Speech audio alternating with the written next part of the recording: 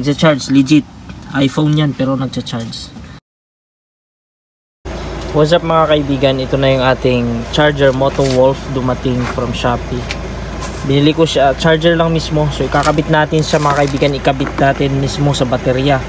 At i-utilize natin sa box tayo, no. Hindi tayo yung common na ginagamit or ginagawa ng iba na dumadaan sa ignition switch. So sundan nyo tong technique na gagawin ko.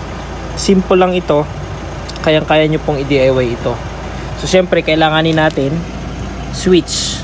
So ito lang yung available na switch ako, pero pwede kayong gumamit ng mas maganda pa dito. So for the meantime, ito yung gagamitin kong switch. Fuse box syempre, at ito na yung ginamit ko, pinakamababa 10 amperes. Then syempre yung charger natin mismo na in-order natin online. Alright, na-testing ko rin naman na ito mga kaibigan. Ito ay gumagana naman. So dalawa lang ang wire nito, positive and negative. So understood, sa baterya ito, positive yung red, negative yung black. Yung tutorial na ito gamit na gamit sa mga naka Honda Click version 1 and version 2.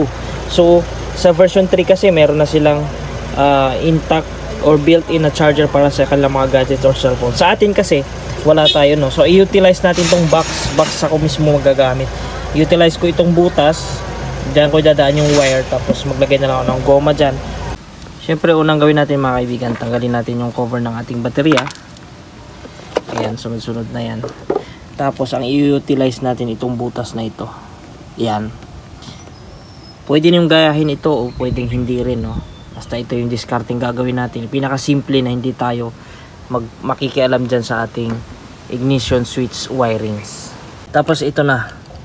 Magpuputol tayo dito. Yung sa akin puputulin ko talaga. Isang dangkal yung iiwan ko. Puputulin ko yan kasi dyan ko idadaan yung switch. Goodbye sa'yo.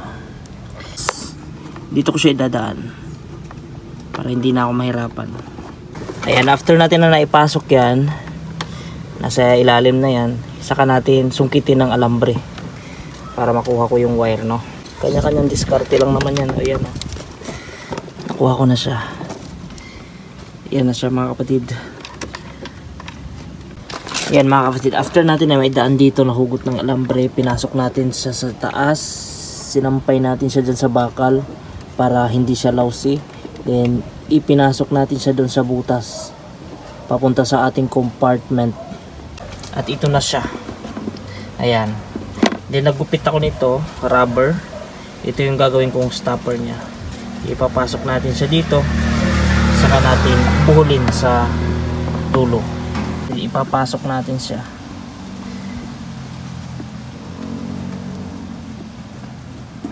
Ayan. Yan na yung magiging stopper niya dyan. Buhulin ko na siya. Ang purpose nitong pagbuhol ko dito mga kapatid ay para hindi mahila pababa. Yan yung magsisilbing lock niya. Huwag naman masyado, no, para hindi masira yung wire. So ganyan lang. Tapos dito na tayo magkakabit ng switch. Kinabit ko na yung switch dito sa red. Dito sa charger natin mismo. Red, ano? Red yung lalagyan natin ng switch, hindi yung black. So red. Ayan, dalawang wire yan. Pupunta ulit sa red na wire yung nakakabit sa baterya. Red pa rin, no? Ay, kakabit ko lang ito.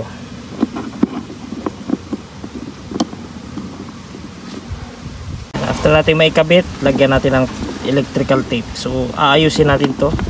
Medyo magulo pa kasi hindi pa natapos. Pero, aayusin natin yan para maging masinop.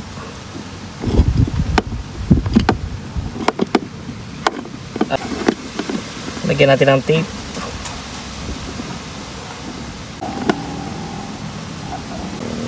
Then saka natin ikabit itong block to block. Liliit lang kasi yung wire, no, kaya medyo natatabunan ng kamay ko. Then again, lagyan natin ng electrical tape.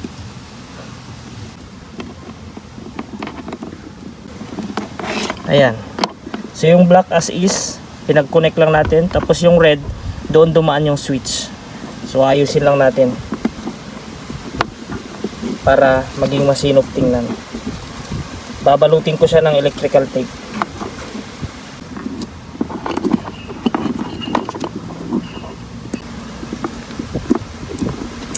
Ayan na siya.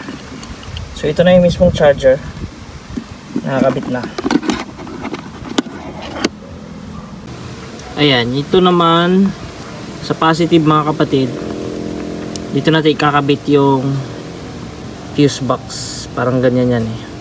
Puputulin natin to. Putol. Kabit natin dito yung fuse sa positive, no? 10 amperes yan. At yan, naikabit na nga natin yung fuse box. Dumaan na siya sa fuse mga kapatid, yung positive. Alright.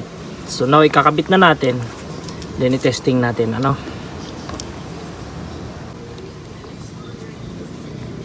Ayan na, naikabit na natin. Safety na lang natin dyan. Saka natin takpan.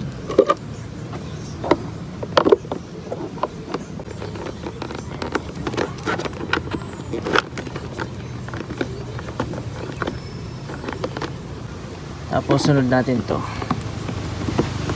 Okay na mga kapatid. Ayan. Tamang tama.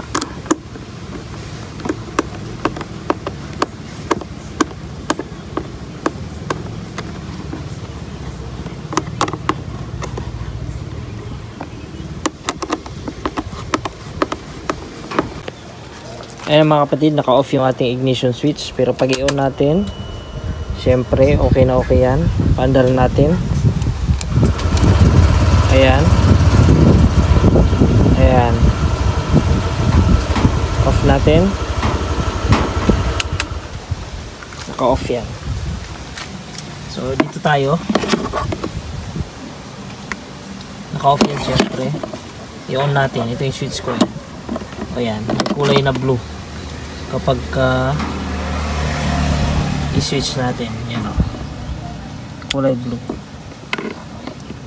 Off.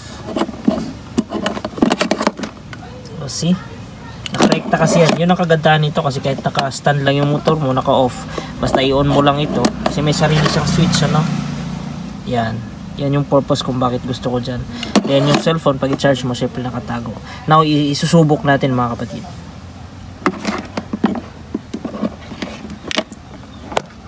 So iPhone itong ita-charge ko. So dito natin matitest ngayon kung ita-charge ba talaga siya. Yan.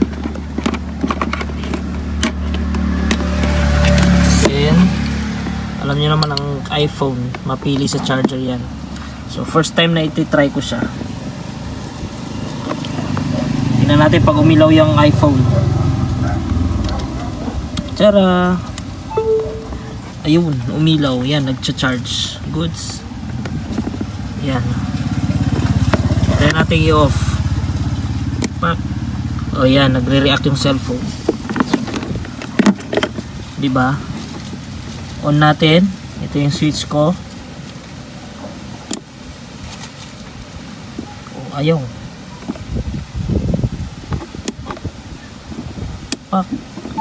Ayun. Diba? O yan mga kapatid, oh. Nagcha-charge, legit. iPhone yan pero nagcha-charge. So yan. Syempre mas gaganda pa yan kung pupuliduhin nyo talaga. At gagamit kayo ng ibang switch, yung mas pulidong ayos, no? Thank you for watching. Motozar ang inyong lingkod. I hope you learned something from this video.